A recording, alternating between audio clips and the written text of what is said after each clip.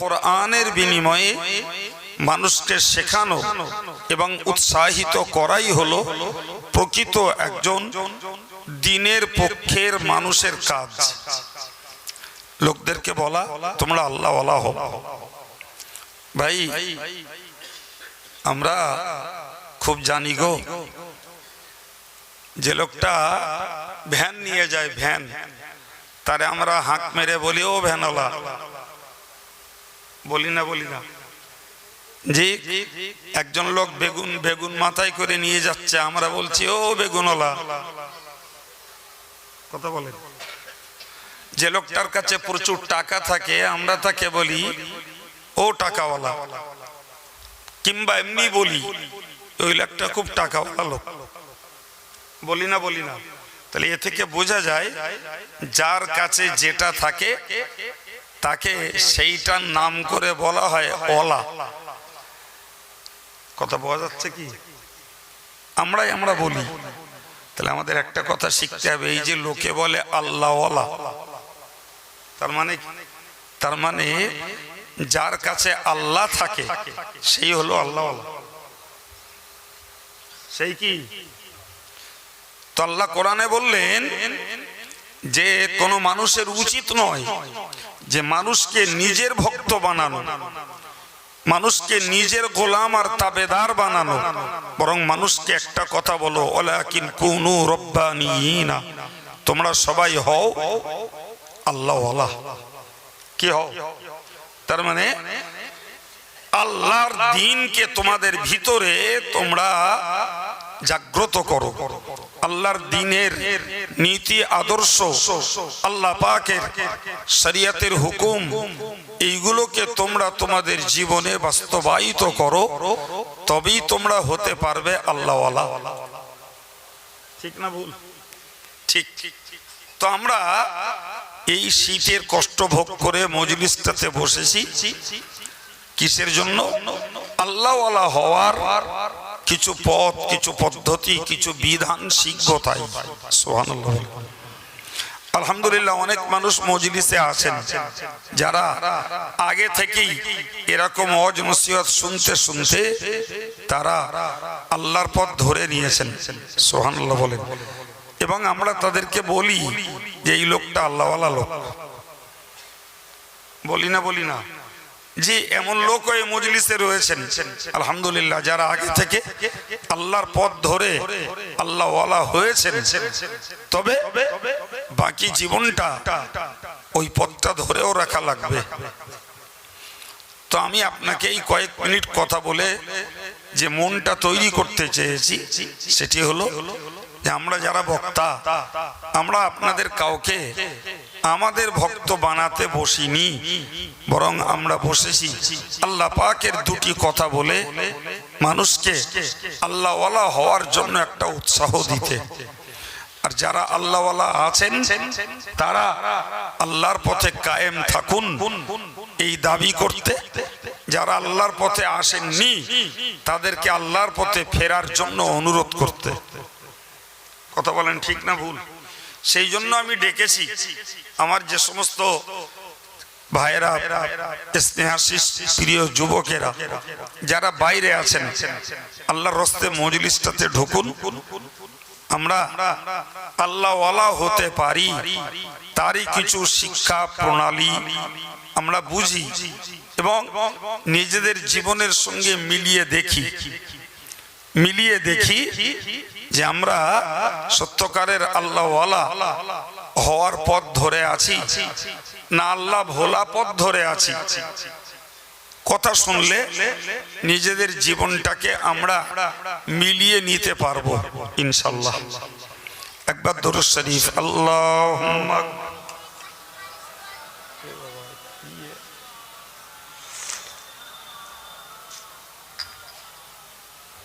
প্রচুর মিষ্টি খায় কেউ, আর এত কালো লিগার।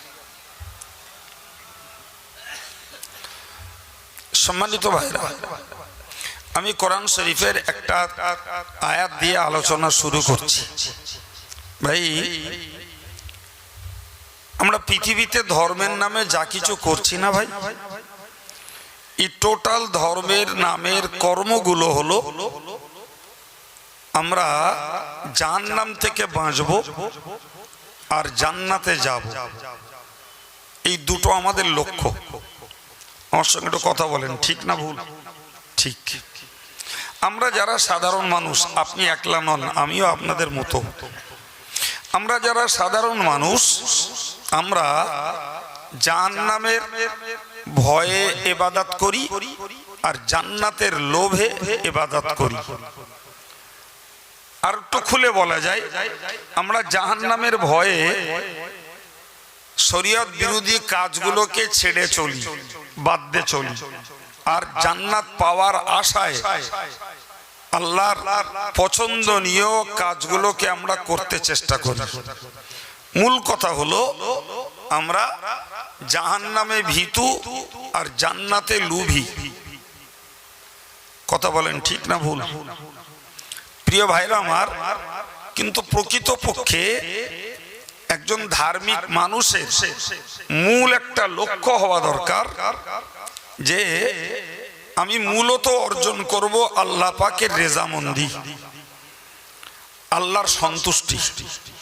আমি আল্লাহর গোলাম, আল্লাহর হুকুমের কাজ করছি, আমার কাজে আল্লাহ খুশি হোক। আমার কথা বোঝাতে পারলাম? আমার কাজে আল্লাহ খুশি হোক, এটা হওয়া দরকার প্রত্যেকটা ধার্মিক ভাই এবং ধার্মিকা মা বোনেদের খালিস নিয়ত। শুনুন একটা হাদিস বলি। হযরত ইমাম গাজ্জালী হাদিসটাকে লিখেছেন তার ইহয়া উলুমিদ্দিন নামক কিতাবে। তিনি প্রথম বলেছেন হাদিসের বর্ণনা, আন-নাসু কুল্লুহুম হালিকুন, तमाम পৃথিবীর মানুষগুলো সব ধ্বংসশীল, কারোর বাদ দেয়নি বলো, তাতে কেউ বাদ যায়নি। সাধারণ মানুষের ভিতরে পীর বুজুর্গ, পীরজাদা, ইমাম, মুস্তাহিদ, হাফেজ, মৌলানা, মুফতি, হাজি সাহেব, সাধারণ নামাজি মুসলমান কেউ বাদ যায়নি। কারণ শব্দটা বলা হয়েছে আন্নাস। আন্নাস মানে হলো মানব সকল, সকল মানুষ ধ্বংসশীল।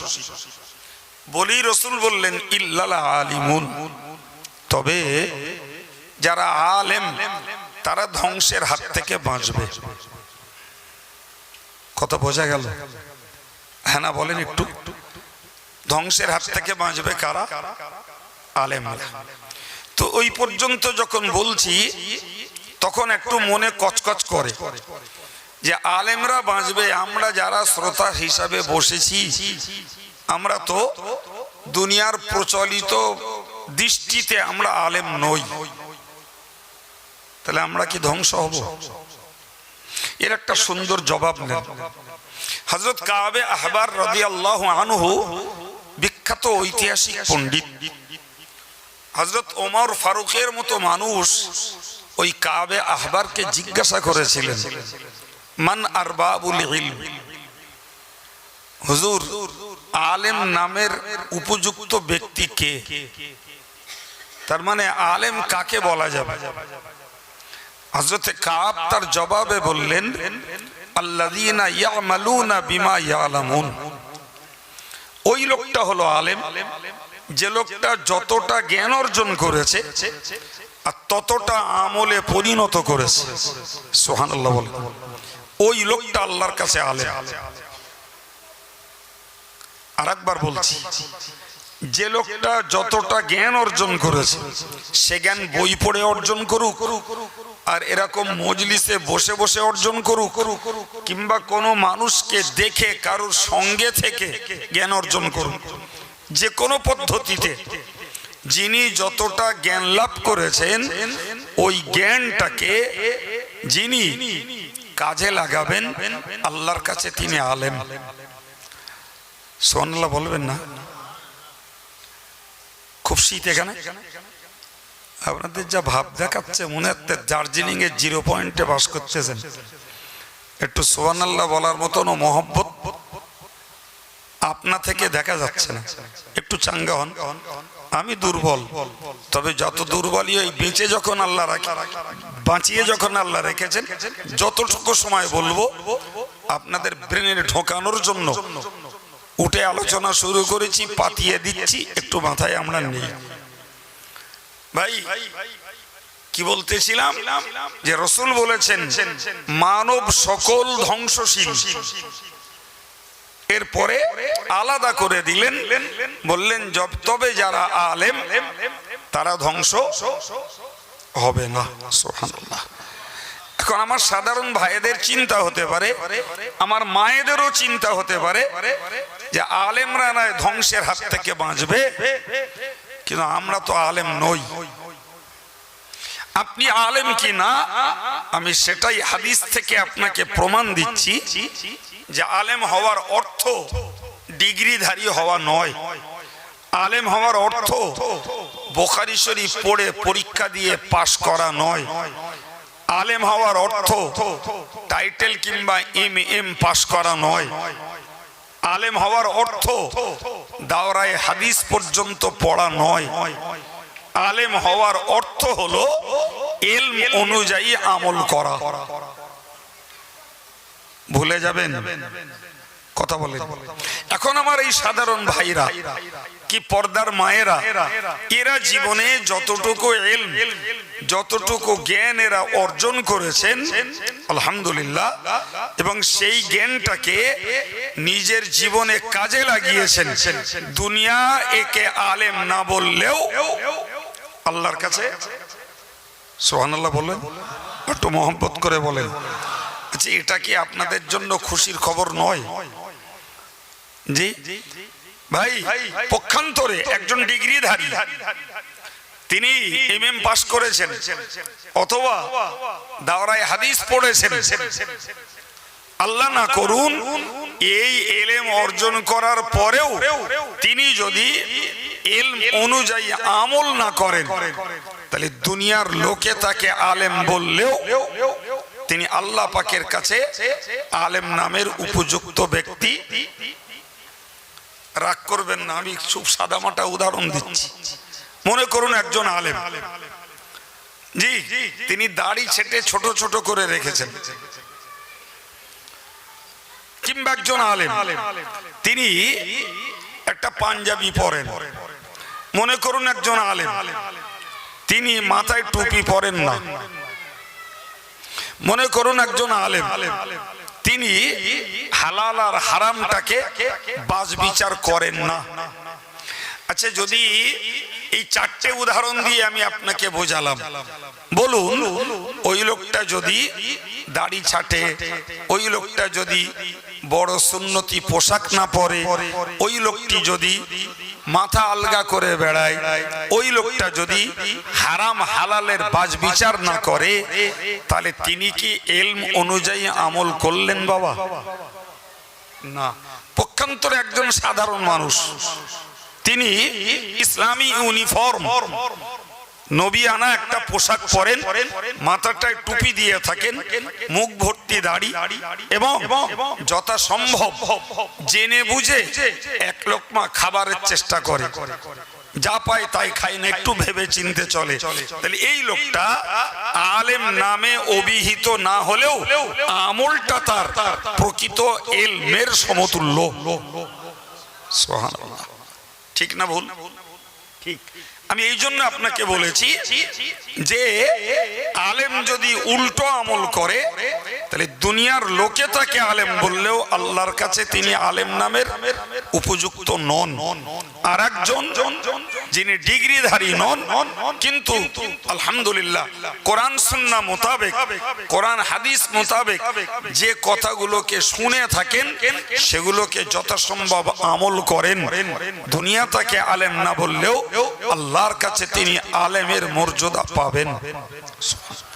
তাহলে আমি এই কথাটার মাধ্যমে আপনাদেরকে উৎসাহিত করতে চাইছি এটা, যে আমাদের হতে হবে আমলওয়ালা।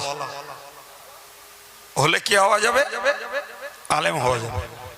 আমলওয়ালা হলে কি হওয়া যাবে? আলেম নামের মর্যাদা। সম্মানিত ভাইরা আমার, ভালো করে খেয়াল করুন, রাসূল বলেছেন মানব সকল ধ্বংসশীল, তবে ধ্বংসের হাত থেকে বাঁচবে ইল্লাল আলিমুন, আলেম নামের উপযুক্ত যারা, কেউ ডিগ্রি হোল্ডার, কেউ বা ডিগ্রি নাই কিন্তু আমলওয়ালা, জোরে বলুন সুবহানাল্লাহ। এই মানুষগুলো আল্লাহর কাছে আলেম নামের উপযুক্ত হবে। কিন্তু মজার ব্যাপার হলো আমার নবী পাক বললেন ওয়ালা আলিমুনা কুল্লুহুম হালিকুন, আলেমরাও ধ্বংস হবে। এবার যাব কোথায়? কি বলিস জোরে বলেন, সবাই মিলে বলেন। অজ মুখস্থ করুন। আমি ছেলে পিলে পড়াই তো, জি, জিজ্ঞাসা না করলে আমার মন সন্তুষ্ট হয় না। আমি আমার মতন গড়গড় করে বলে গেলুম, আমার শ্রোতারা বুঝলেন কি বুঝলেন না আমি একটু আন্দাজ পাবো না, ও ফাও ব্যাটারি পুড়িয়ে খুব একটা লাভ হয় না। জি, শ্রোতাদের জিজ্ঞাসা করছি, শ্রোতারা যদি উত্তর দেন তাহলে বুঝবো এ মানুষগুলো সজাগ, এ মানুষগুলো কনসাস, এবং কথাগুলো শোনার প্রতি তাদের রয়েছে একটা আগ্রহ। ঠিক না ভুল? আপনার দেহ আছে, মন কান কোথায় সেটা তার আমি জানি না, সেটা আল্লাহ জানে। তাই মাঝে মাঝে একটু চেক আপ, একটু টেস্ট করলে শ্রোতাদের মনোসংযোগটা ঠিক থাকে। কি বলেছি বাবু? যে রাসূলুল্লাহ দ্বিতীয় অংশে যে বললেন ওয়ালা আলিমুনা কুল্লুহুম হালিকুন, আলেমরাও ধ্বংস হবে। একটু আগে শুনছিলাম আলেমরা বেঁচে যাবে, আর এবারে কি বলছে? আলেমরাও ধ্বংস হবে ইল্লাল আমিলুন। প্রিয় নবী বললেন ওই আলেমগুলো ধ্বংসের হাত থেকে বাঁচবে যে আলেমগুলো ইলম অনুযায়ী আমল করেছে। সুবহানাল্লাহ। তাহলে যে আলেমগুলো ইলম অনুযায়ী আমল করেছে ওই আলেমগুলো বাঁচবে। জি, তাই প্রথম কথা কি ছিল? মানব সকল ধ্বংসশীল। পরের বাক্যটা ছিল কেবল বাঁচবে আলেমেরা। 3 নম্বর বাক্যে বললেন আলেমরাও ধ্বংস হবে। 4 নম্বর বাক্যে যে বললেন যে আলেমরা যদি ধ্বংসের হাত থেকে বাঁচতে চায় তাদেরকে আমলওয়ালা হতে হবে। শুধু ডিগ্রি নেব আর মাইকে বসে দুমদাম ওয়াজ করব আর হাদিয়া নজরা নিয়ে বাড়ি চলে যাব, এই হাদিস থেকে কি মনে হচ্ছে ছাড় হয়ে যাবে? কথা বলেন। সম্মানিত ভাইরা আমার, আমার আল্লাহ পাকের নবী আবার বললেন ওয়ালা আমিলুনা কুল্লুহুম হালিকুন। এই পৃথিবীর আমলওয়ালার দল, তুমি সাধারণ মানুষ হও, তুমি ডিগ্রি হোল্ডার হও, তুমি যদি আমলওয়ালা হও তোমায় মনে রাখা দরকার ওই আমলওয়ালাগুলোও ধ্বংস হবে। ইল্লাল মুখলিসুন, কেবলমাত্র যারা খাঁটি আল্লাহর জন্য আমল করেছে তারাই কেবল বাঁচবে, আর কারুর রক্ষে হবে না। এই হাদিস থেকে আমরা সার শিক্ষা, আলেম বেআলেম, পীর পীরজাদা, নারী পুরুষ যারা ধর্ম নিয়ে বাঁচতে চাই আর ধর্মের বিনিময়ে আল্লাহর কাছে আমরা নাজাত পেতে চাই, ভাই আমাদের সবাইকে মনে রাখতে হবে আমাদের এই প্রত্যেকটা ছোট থেকে ছোট আমলগুলো হতে হবে আল্লাহকে সন্তুষ্ট করার জন্য।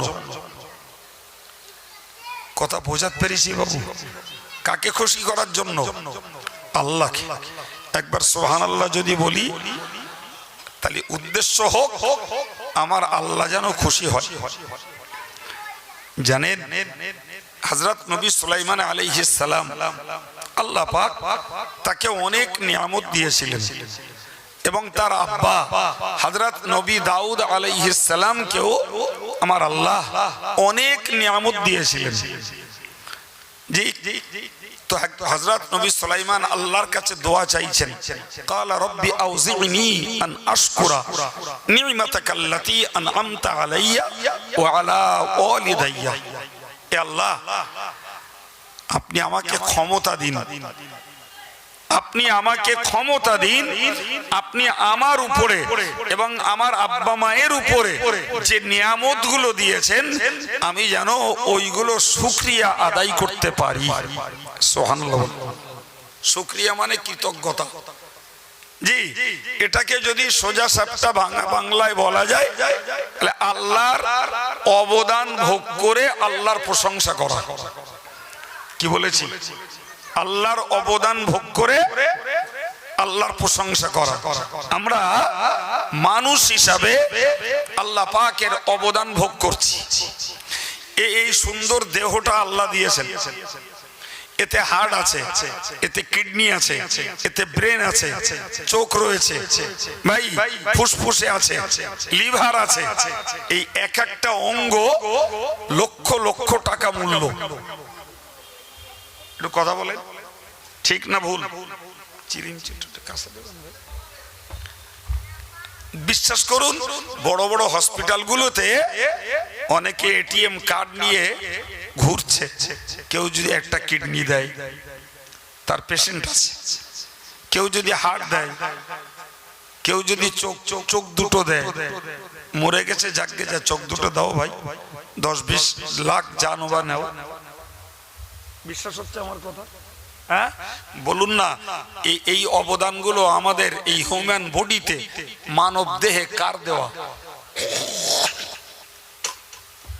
আল্লাহ দেওয়া নয়? একটু চিল্লিয়ে বলুন ভাই। আমরা এই মানব দেহটা উপভোগ করছি, এর বিনিময়ে আল্লাহর কৃতজ্ঞতা কোনোদিন প্রকাশ করেছি বলে কি মনে হয়? আপনারা জানেন, আমি জানি না, আমি আলোচনা করছি। আমার বিশ্বাস হয় না যে আল্লাহ পাক আমাদের এই মূল্যবান দেহের যে অঙ্গগুলো দিয়েছেন এর কৃতজ্ঞতা কোনোদিন প্রকাশ করেছি বলে মনে হয় না।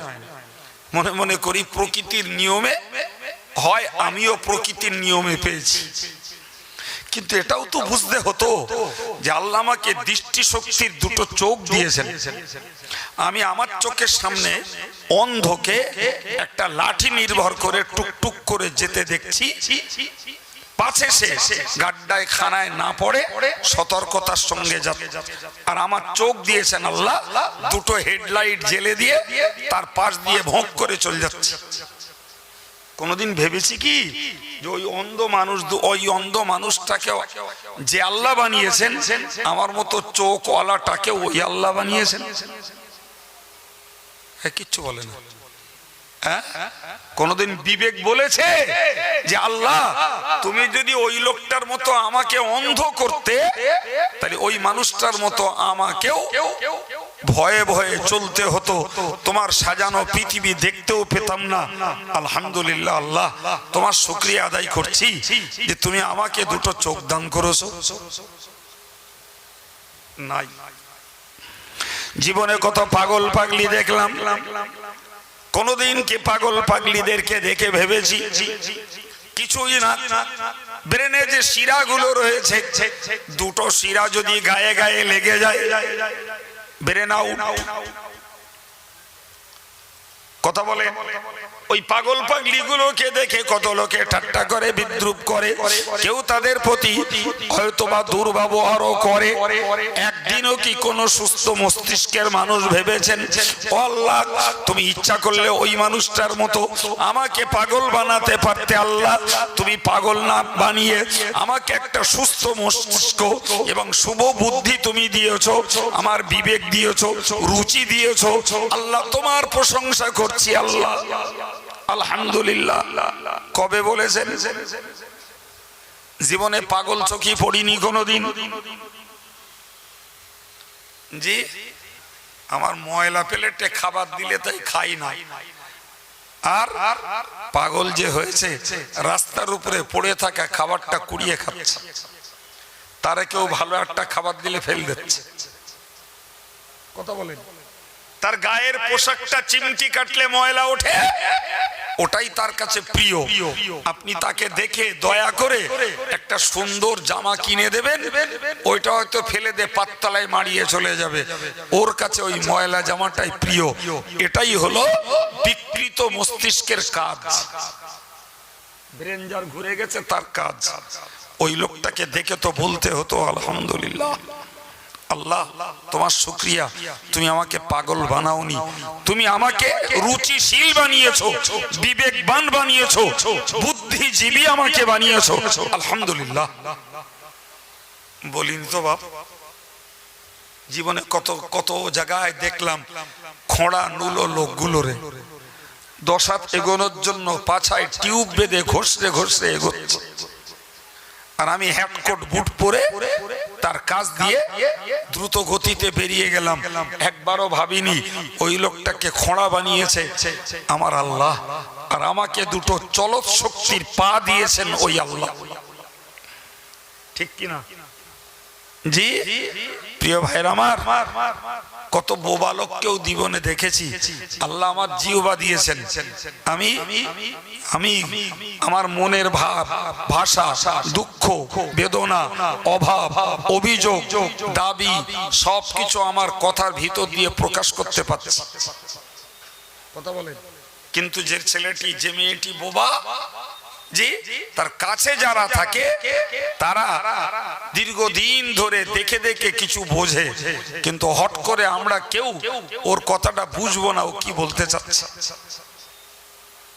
সম্মানিত ভাইরা আমার, আমি আপনাকে শুধু মাথায় দিতে চাচ্ছি, বিশ্বাস করুন এই মৌলিক কিছু কাজ করার নাম ধর্ম নয় বাপ। হযরত নবী সুলাইমান আলাইহিস সালাম আল্লাহ পাককে বলেছিলেন, ক্বালা রাব্বি আউযিনি আন আশকুরা নি'মাতাকাল্লাতী আন'আমতা আলাইয়া।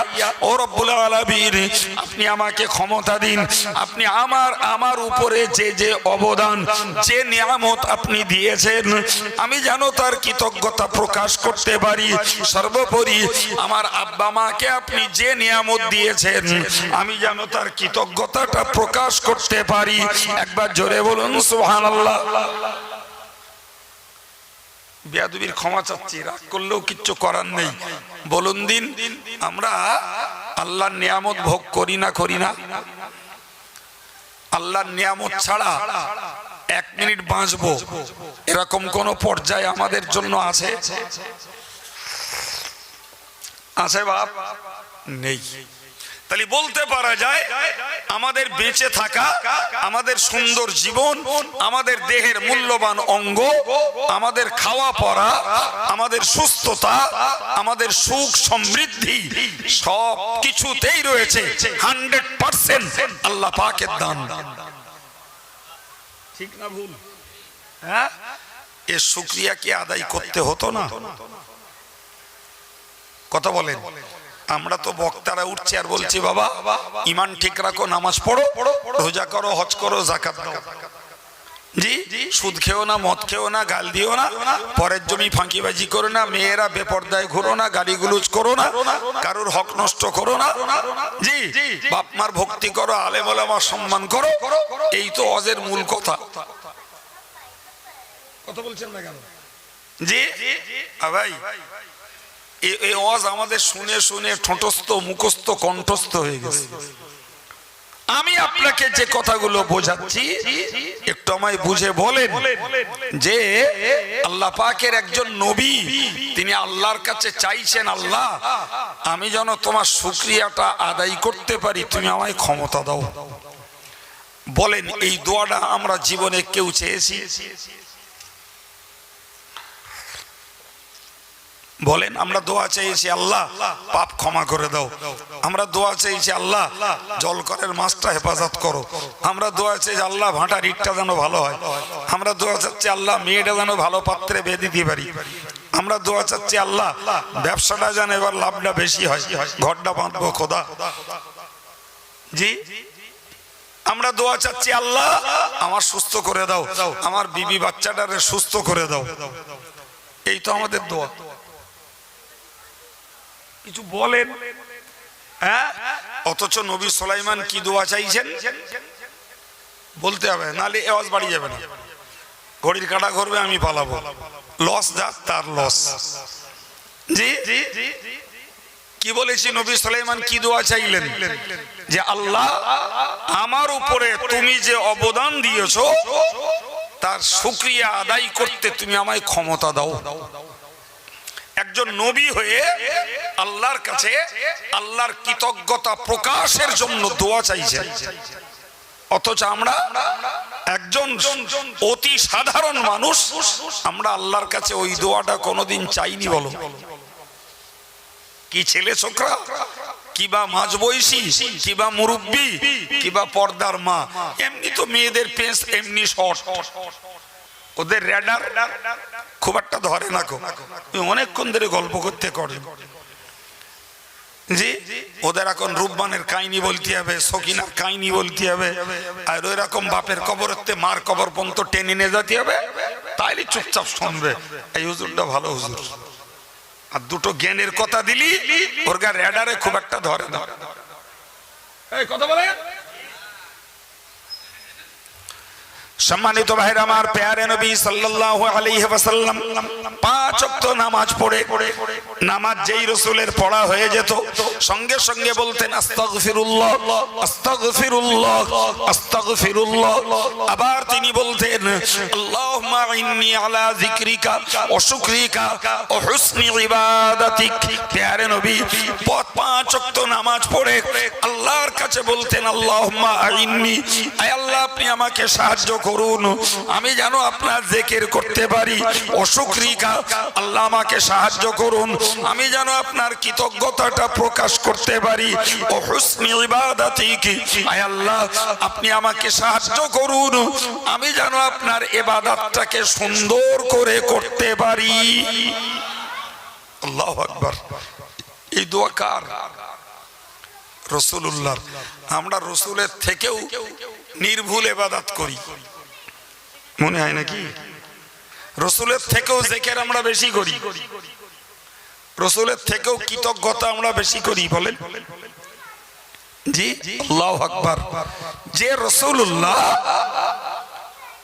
রাসূলুল্লাহর জীবনের 2 রাকাত নামাজকে এক পাল্লায় দিয়ে আর উম্মতের আমলকে আরেক পাল্লায় দিলে রাসূলের আমলের পাল্লাটা ভারী হয়ে যাবে।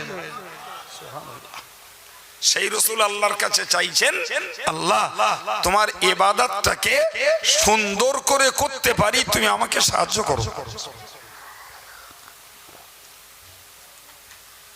এখন বলেন এই দোয়াটা আমাদের চাওয়ার দরকার আছে না নাই?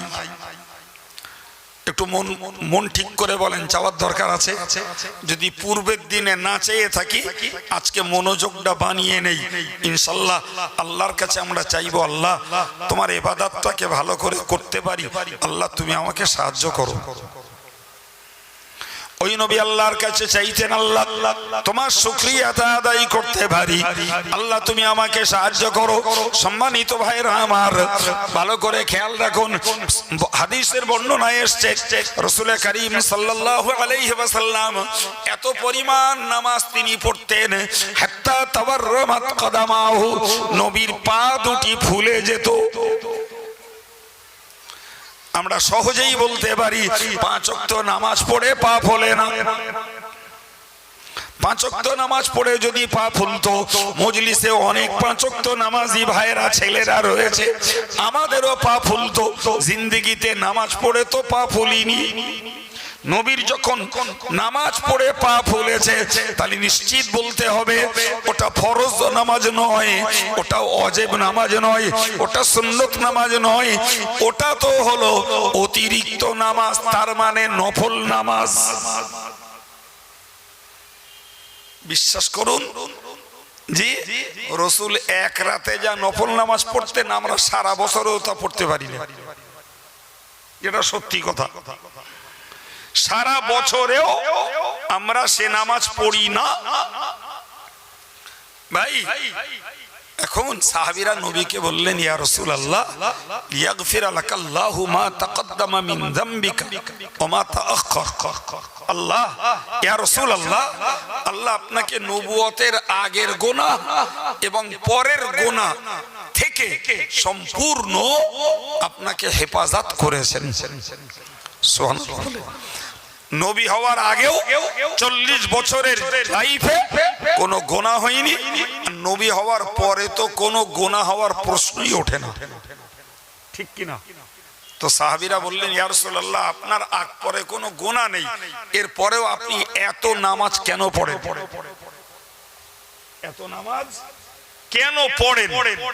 তো নবী বললেন, আফালা আকুনু আবদান শাকুরা। হে সাহাবীরা, তোমরা বলো যে আল্লাহ আমার প্রতি দয়া করে আমার নবুয়তের পূর্ব পর সমস্ত গুনাহ থেকে সুরক্ষা দিয়েছেন, হেফাজত করেছেন, আমি কি ওই আল্লাহর শুকরিয়া আদায় করব না? আমি কি ওই আল্লাহর কৃতজ্ঞতা প্রকাশ করব না?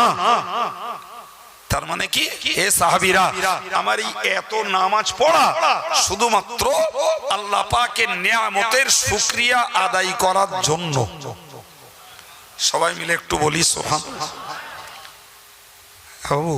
তো নবী আল্লাহ পাকের নিয়ামতের শুকরিয়া আদায় করার জন্য নামাজ পড়ে পা ফুলিয়েছেন। জি, আমারও পা ফুলিনি, আমিও ও আজ আপনাকে আমল করতেও বলবো না ভাই। তো একটা কথা তো বলতে পারি যে নবী আল্লাহ পাকের নিয়ামতের শুকরিয়া আদায় করতে টাইম টু টাইম আমরা একটু আলহামদুলিল্লাহ তো বলতে শিখতাম, শেখা তো উচিত ছিল। আমার তো মনে হয় অধার্মিকদের কথা বাদই দিলাম, ধার্মিকরাই এখনো 16 আনা শিখিনি। রাগ করবেন না ভাই, নিজের বিবেককে জিজ্ঞাসা করুন। আমি উত্তর চাইছি না, আর উত্তর শুনে কাউকে হেয় বা ছোট মনে করতেও চাইছি না। আপনার বিবেককে বিচার দিচ্ছি। বলেন, আমরা খেয়ে উঠে আলহামদুলিল্লাহ বলার লোক কজন? আমরা বাথরুম থেকে বেরিয়ে ডান পাটা বাইরে রেখে আলহামদুলিল্লাহ বলার লোক কজন? আমরা ঘুম ছেড়ে উঠে আলহামদুলিল্লাহ বলার লোক কজন? ব্যবসা করেছি, ভালো লাভ হয়েছে, সবার আগে লাভ পেয়ে আলহামদুলিল্লাহ বলার লোক কজন? আমরা পরীক্ষা দিয়েছি, পাশ করেছি, খবরটা যেই শুনলাম আলহামদুলিল্লাহ বলার লোক কজন? চাষ করেছি, ভালো ফসল পেয়েছি, আলহামদুলিল্লাহ বলার লোক কজন? ছেলেটা চাকরি পেয়েছে, কানে শুনলাম, আলহামদুলিল্লাহ বলার লোক কজন? রোগ হয়েছে, আল্লাহ সুস্থ করেছেন, আলহামদুলিল্লাহ বলার লোক কজন? কি গো, খুব কষ্ট হচ্ছে আমরা শুনতে। কষ্ট হলে আর কি করবেন? জি, 1.5 ঘন্টা টাইম, তার মধ্যে অটোমেটিক্যালি পার হয়ে গেছে 50 মিনিট, বাকি আর 40 মিনিট।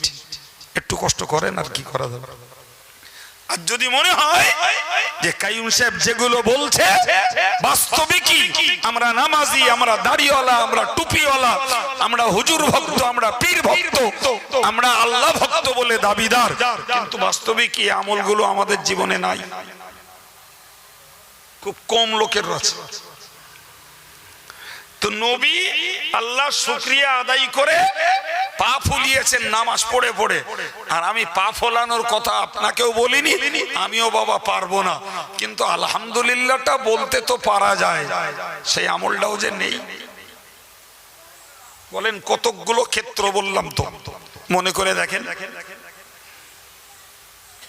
জি, অথচ ওই নবী রাসূলের, ওই নবী আল্লাহর কাছে চাইছেন যে আল্লাহ আমি আপনার শুকরিয়াটা আদায় করতে পারি, কৃতজ্ঞতাটা প্রকাশ করতে পারি, আল্লাহ আপনি আমাকে তৌফিক দেন। সুবহানাল্লাহ। আর শুকরিয়া আদায়ের একদম ছোট্ট ভাষা হলো, শব্দ হলো আলহামদুলিল্লাহ। ছেলে বুড়ো, মেয়ে মরদ সবাই জানি, কিন্তু একটা মনের অভাবে আমল হয় না। সম্মানিত ভাইরা আমার, মনে রেখে দিন, হাদিস পাকে এসেছে কানা রাসূলুল্লাহ সাল্লাল্লাহু আলাইহি ওয়াসাল্লাম ইয়াযকুরুল্লাহ ফি কুল্লি আহয়ানি। প্যারে নবী সরকার দু আলমের ব্যাপারে তার সাহাবীরা বর্ণনা দিয়েছেন, রাসূলুল্লাহ সর্ব অবস্থাতেই আল্লাহ পাকের জিকির করতেন। সুবহানাল্লাহ। সর্ব অবস্থার ব্যাখ্যা হলো উযু বেউযু, পাক না পাক, সব অবস্থাতে আমার নবী পাকের জবানে কলবে আল্লাহর জিকির বন্ধ থাকতো না। সুবহানাল্লাহ। প্রিয় ভাই, সেই নবী আল্লাহর কাছে চাইছেন, হে আল্লাহ তোমার শুকরিয়াটা আদায় করতে পারি, তুমি সাহায্য করো, তোমার জিকিরটাকে করতে পারি, আল্লাহ তুমি সাহায্য করো। কই বাবু জি, আমার জ্ঞান বুঝ কম, আমি ছোট্ট আয়াতের তাফসীর আপনাদেরকে শোনাচ্ছি আমলে উৎসাহিত করার জন্য। জি, তো আমার ক্ষুদ্র জ্ঞানে আমি যতটুকু দেখছি, বাংলার মুসলমানরা খুব পীর ভক্ত, বাংলার মুসলমানেরা পীরতন্ত্রের প্রতি খুব দুর্বল, খুব নিবেদিত। কথা বলেন। এইটুকু জানি যে যারা বেলায়েত লাভ করেছেন, আল্লাহর ওলি হয়েছেন, পীর হয়েছেন, তাদের জীবনের तमाम জীবনের অবিচ্ছেদ্য আমল হলো আল্লাহর জিকির। এই কথা শুনতে পাচ্ছেন কি? আল্লাহর জিকির বুনিয়াদ, আর আল্লাহর জিকির হলো উচ্চ চূড়া, একদম নিচে থেকে উপর পর্যন্ত আল্লাহর জিকিরই হলো আল্লাহ পাকের বেলায়েত, আল্লাহ পাকের বন্ধুত্ব, আল্লাহ পাকের ঘনিষ্ঠ সম্পর্ক লাভ করার মাধ্যম। আমরা পীর নামে বহুত বহুত দুর্বল, পীর শব্দ শুনলেই মুখ থুবড়ে পড়তে ইচ্ছা করে, পড়েও লোকে।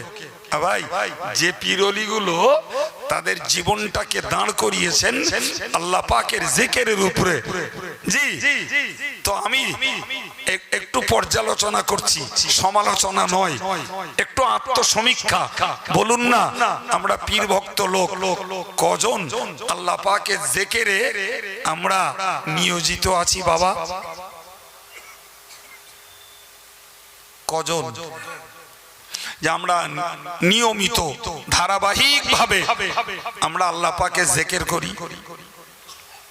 নামাজ আল্লাহর জিকির, রোজা আল্লাহর জিকির, আমি ওয়াজ করছি এটাও আল্লাহর জিকির।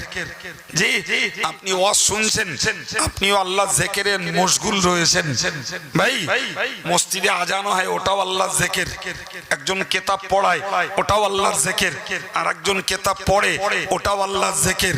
কিন্তু আম ভাবে আমরা একটুকু খুব জানি, জবানে আল্লাহ আল্লাহ, এটাও আল্লাহর জিকির, আর এটাই আমাদের কাছে সবথেকে বেশি পরিচিত। কথা বলেন, এই জিকিরটা করার লোক কজন? পীর পীর পীর তো গাল মাথা গরম হয়ে যাচ্ছে, গাল দিয়ে গেঁজা ছুটে যাচ্ছে। পীর একটা পেলি হয়, টাকা 20 নেক 30 নেক 40 নেক একটা দরকার, পীর একটা দরকার, পীরের আওলাদ একটা দরকার, খুব ভালো মহব্বত, অতি কি পার হয়ে যাবে। আশ্চর্য আশ্চর্য,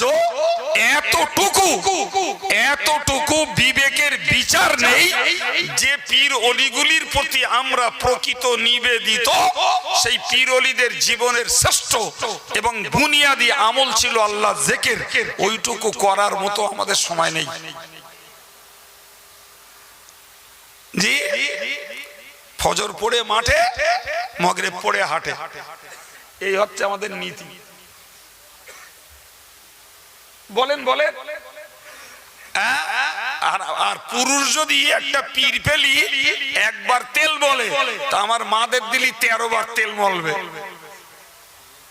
অথচ নামাজ পড়তেও জানে না। কোরআন পড়ে তো সে কোরআন পড়ে না, কোরআনের উপরে চড়ে, সেও বোঝা মুশকিল। বিশ্বাস করুন, আমার চ্যালেঞ্জ, আপনি 10টা মেয়ে ছেলে আমার সামনে আনুন, পর্দায় থেকে কোরআন পড়ুক, যদি একটা হা করতে পারে তো আমার বলবেন। ও হা করার ক্ষমতা নিও, হা করলেই ভুল হবে।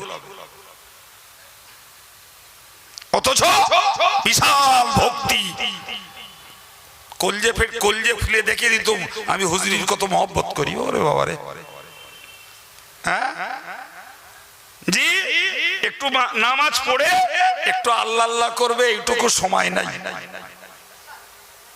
আমার আল্লাহ পাক কোরআন শরীফে বলেছেন, ইয়া আইয়ুহাল্লাযীনা আমানু যিকুরুল্লাহা যিকরান কাসীরা ওয়াসাব্বিহুহু বুকরাতাও ওয়া আসীলা।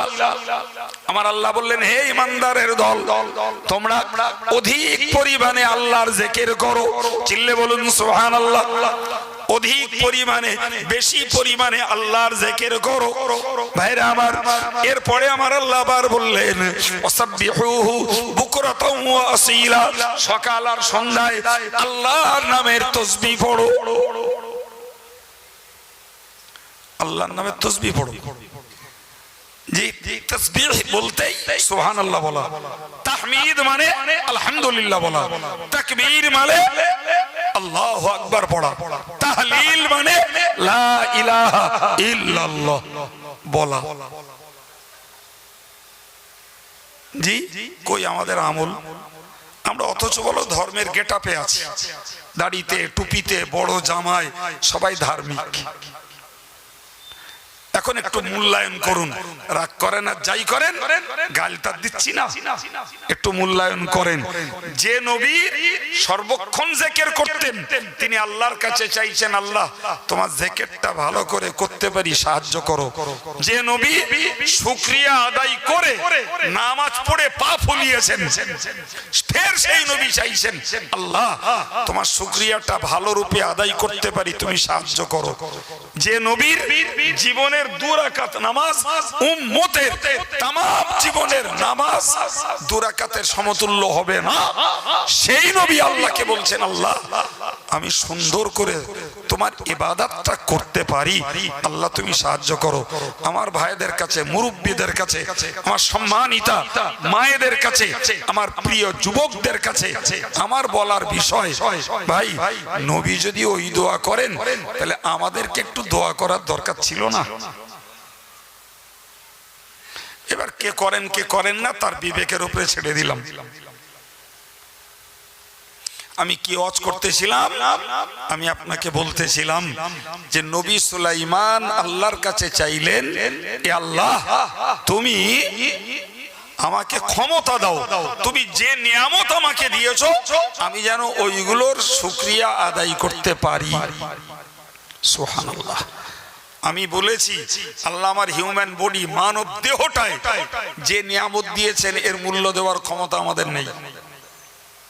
আছে বাপ, এর উপরে মায়ের গর্ভে আমাকে সৃষ্টি করা, সেখান থেকে ভূপৃষ্ঠে পাঠানো, আমার খাবারের ব্যবস্থা, নরম ভূতিতে দাঁত গজানো, আমার কাদার মতো দলা ছিলাম তাতে শক্তি জুগিয়ে আমাকে হাঁটার শক্তি, দেখার শক্তি, শোনার শক্তি, কথার শক্তি সব দিলেন।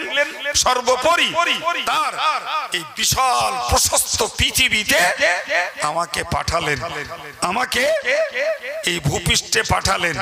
এর মালিক আল্লাহ, আমাকে থাকতে দিয়েছেন। সূর্যের মালিক আল্লাহ, তার রোদ তার তাপ ভোগ করতে দিচ্ছেন।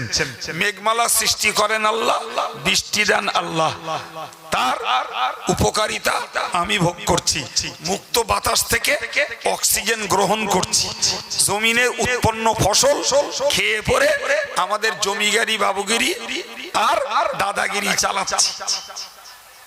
কথা বলেন। এবার বলেন আল্লাহ আমাদের জন্য নিয়ামত দিয়েছেন না দেননি? তাহলে নবী সুলাইমান যদি আল্লাহর নিয়ামত পেয়ে আল্লাহ শুকরিয়া আদায় করেন, তাহলে আমরা আল্লাহ পাকের যে নিয়ামত পেয়েছি তার শুকরিয়া আদায় করতে হবে না? হবে না? একদিন না দুদিন? এমন মুহূর্ত নাই যে মুহূর্ত আল্লাহ পাকের শুকরিয়া আদায় না করে আমরা ছাড় পাই। যদি জবানে আলহামদুলিল্লাহ বলতে নাও পারি, অন্তরে এই মনোযোগটা থাকা দরকার। আমি আব্দুল কাইয়ুম এই কথা বলছি, আমার কিচ্ছু না, আমার আল্লাহ পাকের নিয়ামত। আপনাকে আল্লাহ মুনতাখাব করে, নির্বাচন করে এই মজলিসটাতে পাঠিয়েছেন, এটা ওই আল্লাহর নিয়ামত। আজকের এখানকার ওয়াজের খবর অনেক লোকের কাছে ছিল বাবু, সবার নসিবে বলো এই মজলিসে আসা জুটিনি। জি, আর আমরা যারা বসেছি আলহামদুলিল্লাহ, একদিকে গুনাহ মাফ, আর একদিকে সওয়াব, আর একদিকে জ্ঞান লাভ, আর একদিকে আমলের মন তৈরি, আর একদিকে মৃত আত্মাদের জন্য সবরে সানি। সুবহানাল্লাহ বলেন। জি, তাহলে যাদের নসিবে এই মজলিসে বসাটা ভাগ্যে জুটিনি ভাই, তারা এতগুলো কল্যাণ থেকে উপকার থেকে বঞ্চিত। আমরা যারা মজলিসটাতে বসতে পেরেছি, আল্লাহ কবুল করলে এই নিয়ামতগুলো আমরা পাবো ইনশাল্লাহ। এটা কি আল্লাহ পাকের দান নয়? জি, একটু ভাবুন। সম্মানিত ভাইরা আমার, ভালো করে মনে রাখুন, হযরত নবী সুলাইমান আলাইহিস সালাতু ওয়াস সালাম ওই আল্লাহকে বললেন, আল্লাহ তোমার কাছে আমি নিবেদন রাখছি, আন আমালা সালিহান তারদা। আমার এইটাই বলার লক্ষ্য। সে আওয়াজ আপনারা ভুলে গেছেন, আমি ভালো বুঝতে পারতেছি। এতক্ষণ যা করে এসেছি সে আপনাদের খাওয়া হয়ে গেছে। এই টাটকা টাটকা যেটা দিচ্ছি ওইটুকানি থাকতেছে, পরের ধাপে গেলি পিছন ডাউট। বলেন দিন, আমি সেই গোড়ার দিকে কি বলিলাম একজন বলেন। একটা মূল কথা বলেছি, কি সেইটা? যাক, সময় নষ্ট করলাম নি। নানামুনি নানামত কেটা কি বলবেনি, আমি আমারটা বলে ফেলি। ভাই, আমি গোড়ায় আলোচনা শুরু করেছিলাম যে ধর্মের নামে আমরা যা কিছু করছি, আমাদের মূল লক্ষ্য হলো জাহান্নাম থেকে বাঁচবো আর জান্নাতে যাব। মনে পড়েছে কি? হ্যাঁ, কিন্তু উচিত হলো এই জাহান্নাম জান্নাতটা মূল লক্ষ্য নয়।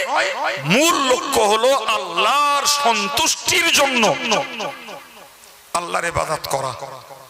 মনে পড়েছে? তারপরে একটা হাদিস বলেছিলাম, যে হাদিসটার সার কথা ছিল, জি, যত আমল করি সব খাঁটি আল্লাহর জন্য করতে হবে। আমি আব্দুল কাইয়ুম ওয়াজ করছি, এরা টাকা দেবে ও চিন্তায় নয়, এরা আমারে ভালো বলবে ওই চিন্তায় নয়, আমি বড় হুজুর সাজবো ও চিন্তায় নয়। আপনি ওয়াজ শুনতে বসেছেন, জি, কেটা কি বলে চল শুনে আসি, ও চিন্তায় শুনলে হবে না। জি, আমারও ওয়াজ করতে হবে আল্লাহ খুশি হন, আপনারও ওয়াজ শুনতে হবে আল্লাহ খুশি হন, আমারও নামাজ পড়তে হবে আল্লাহ খুশি হন, জি, আপনারও নামাজটাও হতে হবে আল্লাহ খুশি হন। প্রিয় ভাইরা আমার, তো যিনি আল্লাহকে খুশি করার জন্য আমল করবেন, সেই লোকটাই ধ্বংসের হাত থেকে। তাছাড়া আলেম ওলামা পীর পীরজাদা মৌলানা মুফতি আর doctor master barrister minister MLA MP, রাসূলের হাদিস অনুযায়ী ধ্বংসের হাত থেকে কারুর রেহাই নাই। কারুরই যদি থাকে তোমার ভিতরে ইখলাস, ইখলাস খাঁটি আল্লাহর জন্য কাজ করার মতো মানসিকতা, তবেই সেই মানুষগুলো ধ্বংসের হাত থেকে বাঁচবে। আলহামদুলিল্লাহ, পীর সাহেবও বাঁচবে, হাজি সাহেবও বাঁচবে, হাফেজ সাহেবও বাঁচবে, মৌলানা মুফতিও বাঁচবে। দরকার কি? আল্লাহর সন্তুষ্টি। দরকার কি? জি, যাতে থাকবে না দুনিয়ার নাম, দুনিয়ার মান, দুনিয়ার যশ, দুনিয়ার খ্যাতি, দুনিয়ার প্রভাব প্রতিপত্তি। ভাই, এসব কিছুর লোভ লক্ষ্য থাকলে হবে না বাবা। কি থাকতে হবে? আল্লাহ ওয়াজ দিয়েছি, তুমি খুশি হও। জি, আল্লাহ আমি ওয়াজে 500 টাকা চাঁদা দিয়েছি, তোমার দিন প্রচার হবে, তাই আল্লাহ তুমি খুশি হও। আল্লাহ আমি ফিতরাটা দিচ্ছি, তুমি সন্তুষ্ট হও। আল্লাহ আমি কোরবানিটা দিচ্ছি, তুমি খুশি হও। আল্লাহ গরিব মানুষকে এক মুঠো ভাত খেতে দিয়েছি, আল্লাহ তুমি সন্তুষ্ট হয়ে যাও। জি, চলুন ওইটাই বোঝাচ্ছি। আমরা তো আমরা নবী সুলাইমান আল্লাহকে বলেছিলেন, ওয়ান আমালা সালিহান তারদা, আল্লাহ তোমার কাছে চাইছি তুমি আমাকে ক্ষমতা দান করো। আল্লাহ, আমি যেন এমন আমল করতে পারি যে আমলে তুমি সন্তুষ্ট হবে। ভাইরা আমার, মনে রেখে দিন, যদি আমি যদি কাজ করি আর আমার দুনিয়ার একজন মুনিব আমার কাজে যদি খুশি হয়, তবে তো আমার জনের দাম। মানে আমি কাজ করেছি ঠিকই, কিন্তু মুনিব আমার কাজে খুশি না, জনের দাম পাওয়া যাবে না। ওজন ধমকানি, বলেন ওজন তো বকনি খাতে হবে। কাজ করেছি ঠিকই, পাট নিড়ুদ্দেশে পাটের চারা মেরেছি, ঘাস রেখে দিছি, তা পাটে চারা মারাও তো কাজ, জনের দাম মেলবে তো? বলেন বাপ বলেন। অথবা ধরে নেন পাটের চারাও তুলিছি, ঘাসও মেড়িয়েছি, তাও জনের দাম পাওয়া যাবে? তাও যাবে। কাজ করা কাজ না বলে? অবশ্যই কাজ।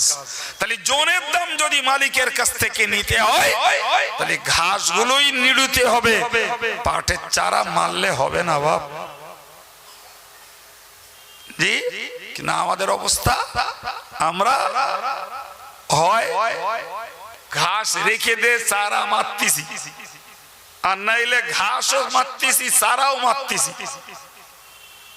শুধু ঘাস নিড়িয়ে পাটের চারা রেখে দেব, এ লোকের সংখ্যা খুব কম। বুঝতে পারিনি বলেন? একটু খুলে বুঝে নেন। আমরা পাপের কাজ করব না, শুধু নেকির কাজ করব, এ লোক আমরা কম। আবার কিছু লোক আমরা নেকির কাজ মোটেই করব না, ওজন শুধু পাপ করেই যাব। আর কিছু লোক নেকির কাজও করব, যখন দরকার পড়বে স্বার্থে প্রয়োজন হবে পাপের কাজও করব। এই হচ্ছে মুসলমানের তিনটে হালাত। ভুল বলিতে বলে শিখে বাড়ি যাব, আর কোনদিন বলবো না। একটু বলবেন ভুল বলেছি? জি।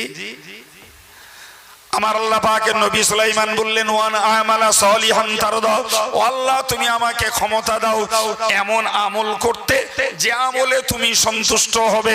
নবী সুলাইমানের বক্তব্য হলো, আমার আল্লাহ যদি সন্তুষ্ট হন তাতেই তো আমার কাজ করা সার্থক। সুবহানাল্লাহ।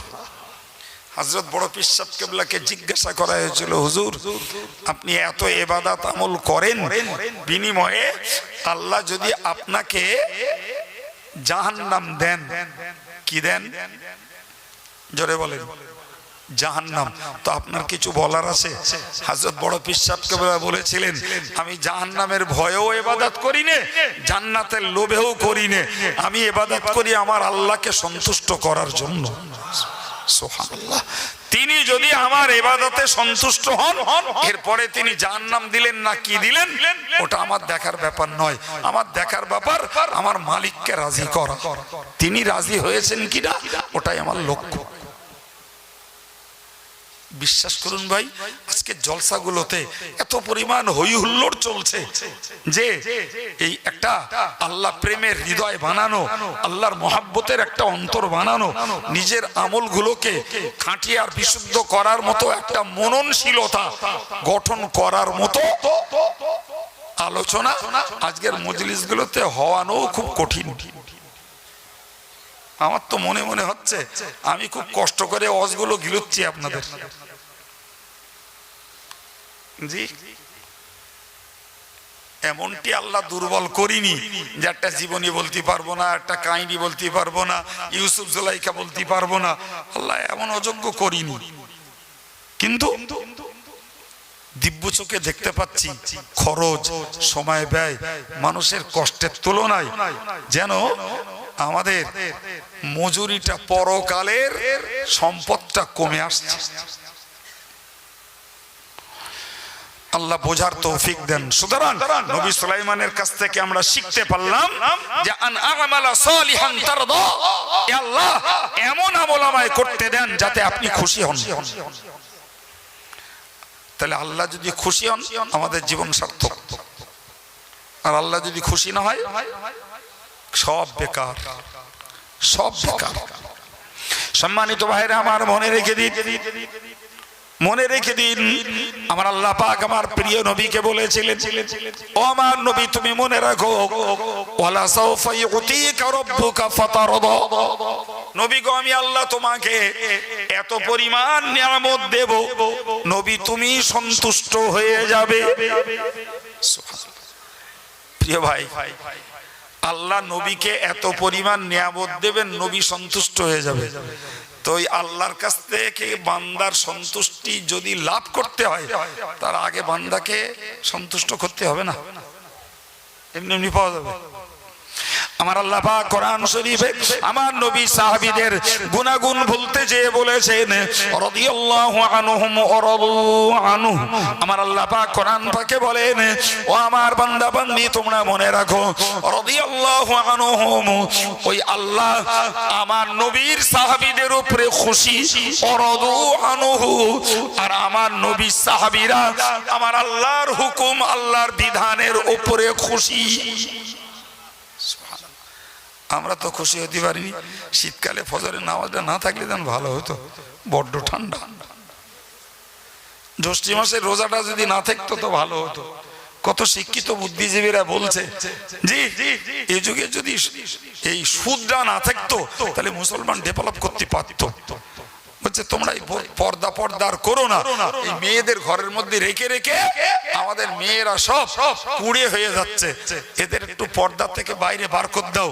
ওরাও বাস ট্রেন আর কোর্ট কাচারি সব তলকুচ করে আসুক। ভাই পর্দা পর্দা করে তাই, পর্দা পর্দা করে তাই ব্যাংকে মেয়েদের লাইন, রেশনের দোকানে মেয়েদের লাইন, কাপড়ের দোকানে মদ্দাদের ঢোকার উপায় খুব একটা পাওয়া যায় না। ওদিকে বেবাড়ি মেয়েরা দখল করেছে, মরা বাড়ি মেয়েরা দখল করেছে, সমিতির সিটিং মিটিং মেয়েরা দখল করেছে। একটু বলবেন ঠিক না ভুল? আর যদি ওই বুদ্ধিজীবীদের কথা নেই, মেয়েদের বলা হয় যে ইসলামটা একটু রেকটিফাই হওয়া দরকার, ইসলামের কিছু বিধান একটু সংশোধন হওয়া দরকার। কি না, তালাকটা উঠে গেলি ভালো হয়, পর্দাটা উঠে গেলি ভালো হয়, সুদের হুকুমটা একটু শিথিল হয়ে গেলি ভালো হয়। নাউজুবিল্লাহ চিল্লে বলে, আর একটু জোরে বলে। প্রিয় ভাইরা আমার, আপনি বলুন এই যদি হয় অবস্থা, তাহলে এদের আল্লাহর সন্তুষ্টি লাভের কোন স্বপ্ন আছে বলে মনে হয়? বা কোথা থেকে থাকবে? সম্মানিত ভাইরা আমার, তো আমি আপনাকে বলতে চাইছিলাম ওই যে হাদিস বলেছি, তারপরে আয়াত পাকের কথা বলতে বলতে এই পর্যন্ত এসেছি। হাদিস বলেছিলাম যদি আল্লাহর কাছে ধ্বংসের হাত থেকে বাঁচতে হয় তাহলে আমাদের হৃদয়টা তৈরি করতে হবে খালিস আল্লাহর জন্য। কার জন্য? নাম কেনার ধান্দা না, সম্মানের ধান্দা না, যশ প্রভাবের ধান্দা না, টাকা লোটার ধান্দা না, নারাই তকবীর কুড়াবার ধান্দা না, জিন্দাবাদ কুড়াবার ধান্দা না। ধান্দা একটাই ভিতরে তৈরি হোক, জি আমার কাজে আল্লাহ খুশি হোক। দেখেন আমিও চেষ্টা করি, আপনারাও চেষ্টা করেন, তো এরকম একটা মন যদি তৈরি করা যায়, জি জীবনের একটা শ্রেষ্ঠ সম্পদ জোগাড় হবে। সুবহানাল্লাহ। ভাই হযরত নবী সুলাইমান আল্লাহর কাছে বলেছিলেন, রব্বুল আলামিন আল্লাহ ওয়াদখিলনি বিরহমাতিকা ফি ইবাদিকাস সালিহিন। বিশ্বাস করুন আমি আমার কথা বলছি, ইলমের জোরে আল্লাহর কাছে রক্ষে হবে না, বংশের জোরে আল্লাহর কাছে রক্ষে হবে না, রক্ষে হবে না সৌন্দর্যের জোরে, আমার রক্ষে হবে না শক্তির জোরে, দলীয় নেতৃত্বের জোরে। আমার আল্লাহ পাকে নবী বলেছেন, মান বাত্তা বিহি আমালুহু লাম ইউসরি বিহি নাসাবু। হুজুর বলেছেন, ও সাহাবীরা আমি আল্লাহ পাকে নবী বলছি, আমল যাকে পিছিয়ে দিয়েছে বংশ তাকে আগিয়ে দিতে পারবে না। আমলে যে পিছিয়ে পড়েছে শিক্ষা তাকে আগিয়ে দিতে পারবে না। আমলে যে পিছিয়ে পড়েছে অর্থ তাকে আগিয়ে দিতে পারবে না। আমলে যে পিছিয়ে পড়েছে দলবদ জিন্দাবাদ দিয়ে তাকে আগিয়ে দিতে পারবে না। আমলে যে পিছিয়ে পড়েছে সৌন্দর্য তাকে আগিয়ে দিতে পারবে না। আমলে যে পিছিয়ে পড়েছে শক্তি তাকে আগিয়ে দিতে পারবে না। আমলে যে পিছিয়ে পড়েছে নেতৃত্ব তাকে আগিয়ে দিতে পারবে না। দরকার হলো প্রত্যেকটা জ্ঞানী গুণী শিক্ষিত বুদ্ধিজীবী ধনী গরিব মেয়ে মরদ সকলের জীবনে দরকার আমলের ময়দানে আমাদের এগিয়ে ওঠা। কেরাম এগিয়ে উঠবেন বোঝা যাচ্ছে। একবার সুবহানাল্লাহ বলতে ওই কোনায়, আর একবার মাঝখানে দুজন, আর একবার কোনার দিকে মনে মনে করতে ভাগে ভাগে বল। টাকা নেবে মৌলবী সুবহানাল্লাহ আমরা বলবো, উতি বোঝা যাচ্ছে আমলে কত বাড়বো আমরা। জি আমি এর আগে এসছি, বোধহয় 2-3 বছর পরে এলাম মনে হচ্ছে এই সভাটায়। জি, তখনকার থেকে মনে হচ্ছে না, এখন মনের উদ্যমটা আরো একটু ভাটা পড়া মতন ভাব, কেন তো আল্লাহ জানে। এর আগে যখন এসছি তখন একটু চাঙ্গা মতন দেখিস, এবার যেন দেখতে পাচ্ছি বড্ড জবথব মতন। এখন বলা যায় না, আমার গলা ভাল না, সুর নি, ওই জন্য এত চাঙ্গা হচ্ছে না। আমাদের রজব আলী সাহেব আসলে হয়তো আবার ঠেলে মেলে উঠবেন সব, যাক তাও ভালো, আমার অযোগ্যতা থাকতেই পারে। আল্লাহু আকবার। রাসূলুল্লাহ বললেন, আমলে যে পিছিয়েছে কোনো কিছুতে সে এগিয়ে উঠতে বাইরে। এই যা কিছু ভাগ বাটোয়ারা হয় না, সব মাটির উপরে। ইনি ডাক্তার, আমি প্রফেসর, উনি এমপি, উনি রাষ্ট্রসংঘের নেতা, উনি দেশের মুখ্যমন্ত্রী, উনি দেশের প্রধানমন্ত্রী, এসব ভাগ কোথায়? মাটির উপরে। আর যেই মরে তলায় যাবে সবকটা এক সমান। হ্যাঁ না বলেন? তুমি নেতা হতা খেতা কেডা ছিলে, দেখতি কালো সাদা মোটা তাজা, তোমার পিছনে লক্ষ লক্ষ জনতা হই হই করেছে, ওসব কোনো পরিচয় দিয়ে লাভ নেই, কোনো পরিচয় চাই না। তোমার আমলগুলো একটু দেখাও, আমলটা দেখাও ভাইরে। এই জন্য হযরত পীর হাতিমুল আসিম রহমাতুল্লাহ আলাইহি তিনি যখন তিনি পীর শাকিক বালখির মুরিদ ছিলেন, পীর শাকিক বালখির মুরিদ ছিলেন তিনি।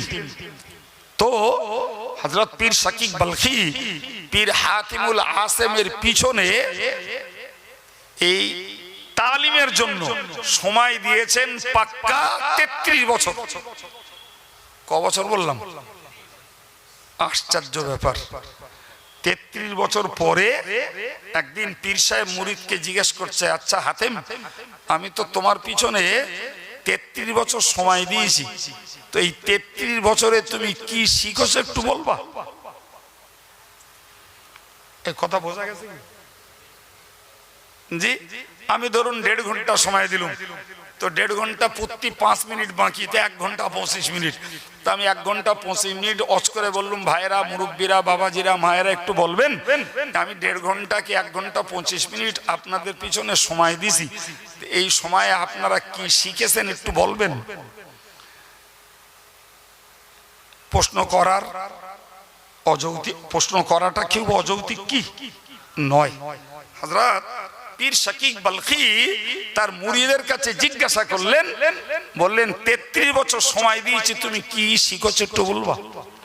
তো হযরত পীর হাতিমুল আসিম বলছেন, হুজুর আপনি 33 বছর সময় দিয়েছেন, আর আমি 33 বছরে আপনার সান্নিধ্যে বসে মাত্র 8টা জিনিস শিখেছি।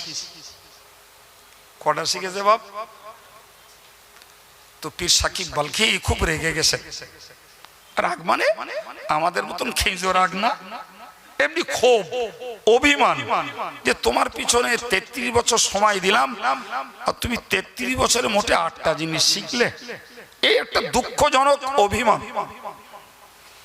তো হাজার হোক, পীর সাহেবের এই অসন্তুষ্টিটা পীর হাতিমুল আসিমের জন্য একটা মনের কাছে খুব খারাপ লাগছে। তো চুপচাপ বসে আছে। খানিকক্ষণ পরে হযরত শাকিক বালখি একটু ধাতস্থ হয়ে রাগটাকে একটু দমিয়ে তিনি বললেন, আচ্ছা যাক বাবা, যা হওয়ার হয়ে গেছে, একটু বলবা বাবা, ওই 8টা জিনিস শিখেছো কি একটু বলো দিন, কি শিখেছো? তো পীর হাতিমুল আসিম খুব আদবের সঙ্গে, বিনয়ের সঙ্গে বললে, হুজুর আমি 33 বছর আপনার সান্নিধ্যে এসে প্রথমত 2টো জিনিস বুঝেছি, সেটা হলো মানুষ মানুষকে ভালোবাসে। কাকে ভালোবাসে? জোরে বলেন। বাপ বেটারে ভালোবাসে, বেটা বাপকে, স্বামী স্ত্রীকে, স্ত্রী স্বামীকে, ভাই বোন, ছেলে মেয়ে, বন্ধু বান্ধব, এক একজনের এক এক ভালোবাসার মানুষ আছে। কথা বলে। তো মানুষ মানুষকে ভালোবাসে, কিন্তু আমি বুঝে দেখেছি এই ভালোবাসা সব স্বার্থ বিজড়িত। কত বলেন, ঠিক না ভুল? ঠিক। সব স্বার্থ বিজড়িত। স্বার্থ থাকলে, স্বার্থ বাঁচলে, স্বার্থ উদ্ধার হলে সম্পর্ক ঠিক আছে। যেখানেই স্বার্থের ভাঁটা সেখানেই সম্পর্কে কাঁটা, পথ চলবে না। আমি আলাদা নই বলো, আমি যদিও 15,000 টাকা চুক্তি করে আসিনি, কিন্তু বিবেকের তাড়নায় আমার গাড়ির তেল পোড়ানো, আমার ড্রাইভারের বেতন, আমার পথঘাটের খরচ, 1 বছর পরে গাড়িটা বসিয়ে মেনটেনেন্সে 1-1.5 লাখ খরচ করব। কিসের জন্য? আল্লাহ একটু দেখে এলেন দেশে নিজে নিজে আমল করবো। তো খড়ি বেড়ে শোনাতে আসবো কেন? হ্যাঁ বলেন।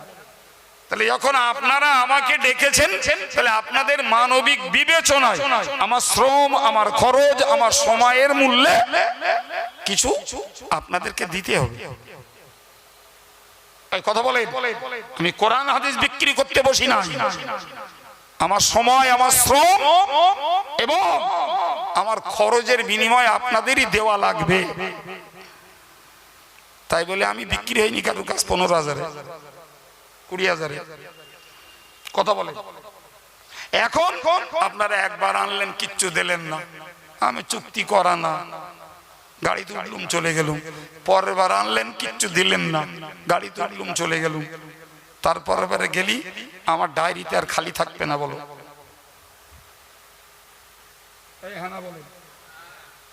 আমার এলেমটাকে যদি দিন প্রচারের কাজে লাগাতে হয়, আমার বাড়ির পাশে লাগাবো, তোমার এখানে আসবো কেন? তুমি সেগুনি কেন? কথা বুঝতে পারেননি? পথে চলতি কাজের মাঠে একটা লোককে দেখবো মুড়ি খাচ্ছে, ডেকে বলবো, ভাই ওটা খাস না ভাই, ওটা পাপ, ওটা লাঞ্চের ক্ষতি, খাস না ভাই। একটা লোক আজান হচ্ছে, নামাজ পড়ে না, বসে রয়েছে, তাকে বলবো চল ভাই নামাজটা পড়ে আসি। আমার ইলমের হক আদায় হয়ে যায়। তাই বলে ওই কথা বলতি আমি আজকে খড়িবেড়ে, কালকে রাজারহাট, তারপর দিন বেলেঘাটা, তারপর দিন বীরভূম, তারপর দিন বাঁকুড়া, নেভার। ও দায়িত্ব ইসলাম আমাকে দেয়নি। এই শুনতে পাচ্ছেন কথা? জি প্রিয় ভাইরা আমার, সুতরাং আমাকে বুঝতে হবে যে আমি এসেছি, আপনার মানবিকতা আমার জন্য আপনাকে দেখাতে হবে। জি, সুতরাং পীর হাতিমুল আসিমের বক্তব্য হলো যে মানুষকে দেখেছি, স্বার্থ ছাড়া মানুষ চলে না। না, মানুষের সঙ্গে সম্পর্ক থাকে না। পরের কথা বাদ দেন রে ভাই, বউডারে যদি স্বামী ঠিক মতন খাওয়া না দেয়, বউডারে যদি স্বামী ঠিক মতন রোগের চিকিৎসা না দেয়, তার ভরণ পোষণ, অসন বসন যদি ঠিকঠাক না দেয়, কি গো ও কি থাকবে? স্বামী আমার নয়নের কলিজার টুকরা, স্বামী বলবে বউ আমার অর্ধাঙ্গিনী, জীবন সঙ্গিনী। শুধু হক, শুধু স্বার্থে ঘাটতি করে দেখেন, তারপর দিন বলবে কাল নাগিনী। একদম এরা তো আরে 3 ছেলে, বাপের 2 বিঘা জমি, তো বাপ মরার আগে 1 ছেলেরে 10 কাঠা লিখে দেছে। বাপ যেই মরবে 3 ছেলে বাকি 10 কাঠা করে পাবে। বলেন বলেন, তাহলে ভাগ কি দাঁড়িয়েছে? একজনের 1 বিঘে আর দুজনের 10 কাঠা করে। ও বাপের খবর খারাপ বলো? হ্যাঁ না বলে, ও বাপের খবর খারাপ। কেন? বাপ হক নষ্ট করেছে। কথা ঠিক না ভুল ভাই? হযরত পীর হাতিমুল আসিম বললেন, মানুষ মানুষকে ভালোবাসে, কিন্তু মানুষের ভালোবাসা স্বার্থ বিজড়িত। 2 নম্বরে বললেন, মানুষ অর্থকে ভালোবাসে, কিন্তু আমি খুব ভেবে দেখেছি, যতক্ষণ মানুষ সুস্থ সজ্ঞানে থাকে, অর্থের ভালোবাসা ততক্ষণ কাজে লাগে। কিন্তু মানুষ সুস্থ নাই, সজ্ঞানে নাই, অর্থ তার আর ভালোবাসে না। ক্যান্সারের রোগী 3 বছর বাড়ি পড়ে আছে, জি চাবি ছড়ন, টাকা পয়সা, ব্যাংক ব্যালেন্স যা ওই লোকের কাছে থাকবে বাপ। বলেন, সব ছেলেরা বুঝে নেবে। পীর হাতিবুল আসেম বললেন, হুজুর আমি আমার জীবনে খুব পরীক্ষা করে দেখেছি, মানুষে মানুষে ভালোবাসা কৃত্রিম, টাকা পয়সার ভালোবাসা কৃত্রিম মানুষ, কিন্তু একটা জিনিসের ভালোবাসা আসল, সেটা হলো নেক আমল। সুতরাং 33 বছর আপনার দরবারে উঠে বসে আমি সর্বপ্রথম যে জিনিসটা শিখেছি সেটা হলো নেক আমলের ভালোবাসা। সুবহানাল্লাহ বলেন। আমি ওই আমলটাই ওইটাই করি। পীর শাকিব বালকি এত খুশি হয়ে গেলেন, আনন্দে আত্মহারা হয়ে বললেন, হে আতেম, তুমি আর কি শিখেছো না কি শিখেছো আমার আর দেখার দরকার নেই, তুমি একটা যা শিখেছো তোমার পিছনে 33 বছরে আমার খাটনি সার্থক হয়ে গেছে। কি শিখেছেন বাবা? আমল। আমল, যে আমল ইহকালেও আমাদের সঙ্গী, পরকালেও। জোরে বলেন। সম্মানিত ভাইরা, আমি আপনাদের থেকে বিদায় নিতে যাব।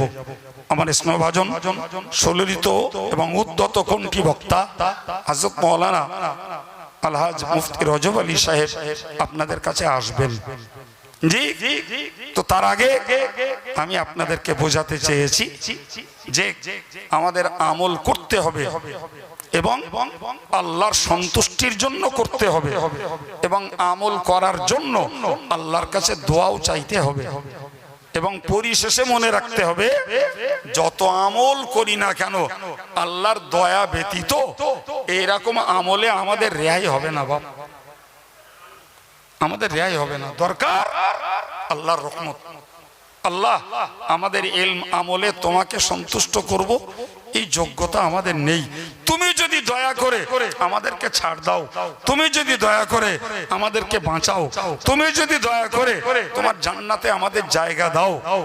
তাছাড়া আমাদের যোগ্যতায় আল্লাহ জাহান্নাম থেকে বাঁচবো আর জান্নাত দখল করব, সেটা আশা করা খুব কঠিন। ঠিক কিনা বলেন? একটু কথা বলেন।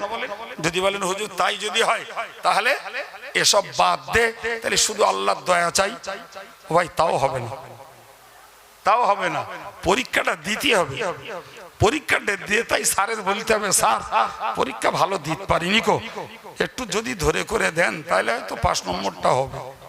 আর পরীক্ষা মোটে দেবো না আর স্যারের বলবো স্যার 5 নম্বরটা দিয়ে দেবেন, এটা কোনো যুক্তি হলো? ওটা কোনো যুক্তি হলো? আগে আমলটা করতে হবে, তারপরে তো আল্লাহ পাকের কাছে রহমত চাইতে হবে। আল্লাহ বোঝার তৌফিক দেন, বলুন আমিন। আর একটু মহব্বত করে বলেন আল্লাহুম্মা আমিন। দরুদ শরীফ আল্লাহুম্মা।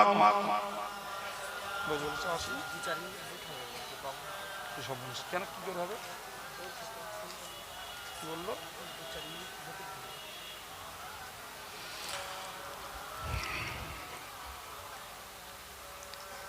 সম্মানিত ভাইরা, তো আমি আমার আলোচনার প্রসঙ্গটা বাড়াচ্ছি না, তবে আমার মৌলানা সাহেব আসা পর্যন্ত আমি 2-4 মিনিট আপনাদেরকে সময় দিচ্ছি ওনার স্টেজ নেওয়ার অপেক্ষায়। ভাই আপনারা জানেন আমরা অল ইন্ডিয়া সুন্নতুল জামাত নামে সংগঠন করি। একদিকে ইসলামী শিক্ষার উন্নয়ন, আর একদিকে মুজাদ্দিদে জামান ফুরফুরা দাদা পীর সাহেব কেবলার মতাদর্শের পক্ষে ছেলেদের মেয়েদের তৈরি করার একটা চেষ্টা।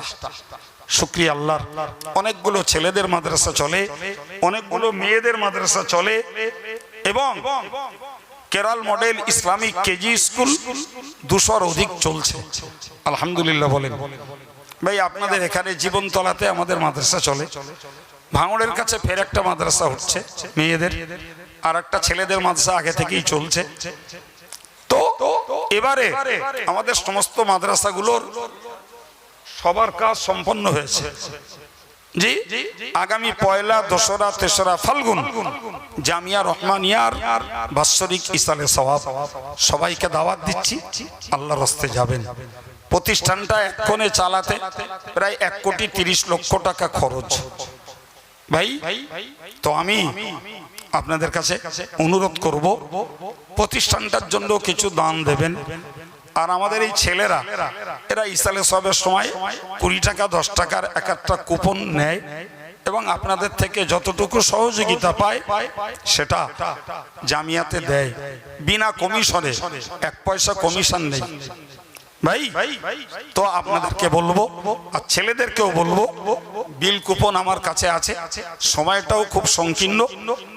জি, যদি কারোর মন হয় যে এক জামিয়ার খেদমতে একটা 10 টাকার কুপন নেব, 250 টাকা হবে, 25টা পাতা, 20 টাকার একটা কুপন নিলে তার দ্বারাতে 500 টাকা হবে। পারলে এক একটা বিল কুপন একটু সংগ্রহ করুন আর আপনারা দান করেন। দানের একটা অংশ আমাদের সংগঠনের মাদ্রাসাগুলোতে যখন যেখানে চাহিদা হয় দেবেন, সেই সঙ্গে জামিয়ার জন্য আপনাদের উদার হস্তের কিছু দান রাখবেন। এ পর্যন্ত বলি, আমার ইসলামভাজন মৌলানা সাহেবের কাছে মাইক ছাড়ছি। যদি কেউ ইস্তেঞ্জার কাজে ওঠেন কিংবা বিল কুপন নিতে ওঠেন, কাজ মিটিয়ে বসে পড়ুন। উনি শেষ বক্তা, শেষ পর্যন্ত থাকলে মুর্দাদের জন্য একটা সবরেসানির হক আদায় হবে। এই দাবি রেখে দিয়ে বিদায় নিলাম। ওমা আলাইনা ইল্লাল বালাগ। আসসালামু আলাইকুম। দুরূদ শরীফ। আল্লাহুম্মা